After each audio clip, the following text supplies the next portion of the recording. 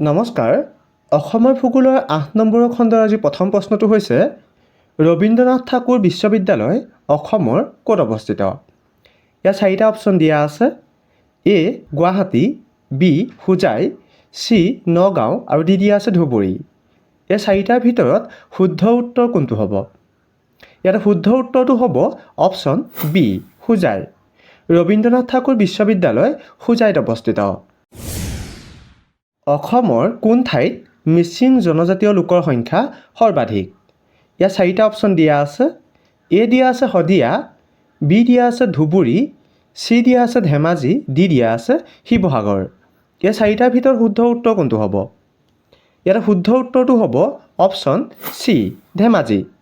অসমৰ ধেমাজিত মিচিং জনজাতীয় লোকৰ সংখ্যা সৰ্বাধিক। নেঘেৰিটিং শিৱদৌল অসমৰ ক'ত অৱস্থিত?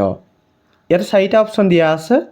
এ Gargaon, B Dergaon, C Nagaon, D Morigaon. এই 4টাৰ ভিতৰত শুদ্ধ উত্তৰ কোনটো হ'ব? ইয়াত শুদ্ধ উত্তৰটো হ'ব অপশ্যন বি দেৰগাঁও। নেঘেৰিটিং শিৱদৌল অসমৰ দেৰগাঁৱত অৱস্থিত। ৰঙা নদী আৰু নীলা পাহাৰৰ দেশ বুলি কাক জনা যায়? ইয়াত 4টা অপশ্যন দিয়া আছে। A Assam, B Meghalaya, C Bihar, D Paschimbanga. এই 4টাৰ ভিতৰত শুদ্ধ উত্তৰ কোনটো হ'ব? ইয়াত শুদ্ধ উত্তৰটো হ'ব অপশ্যন এ অসম।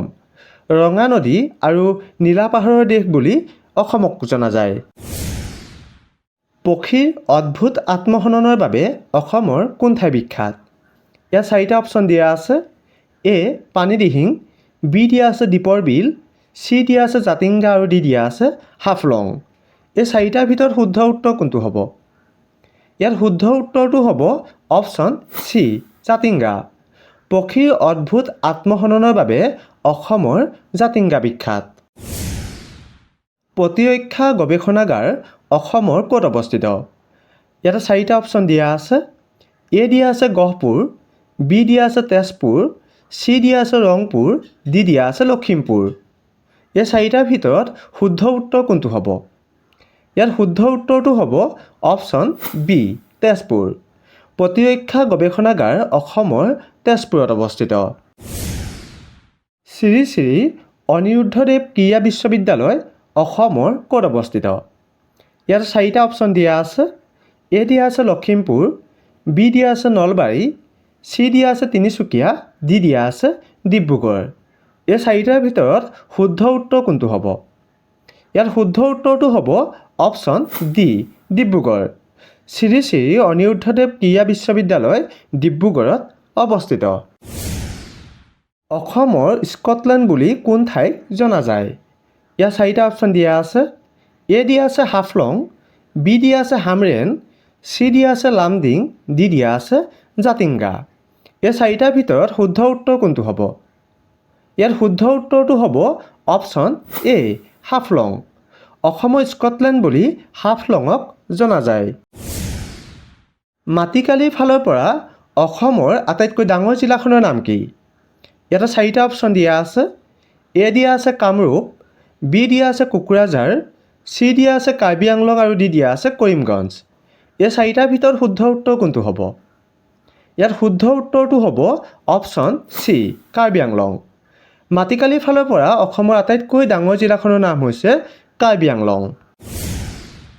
অসমৰ প্ৰশাসনীয় পদাধিকাৰ মহাবিদ্যালয় ক'ত অৱস্থিত? ইয়াতে 4টা অপশ্যন দিয়া আছে।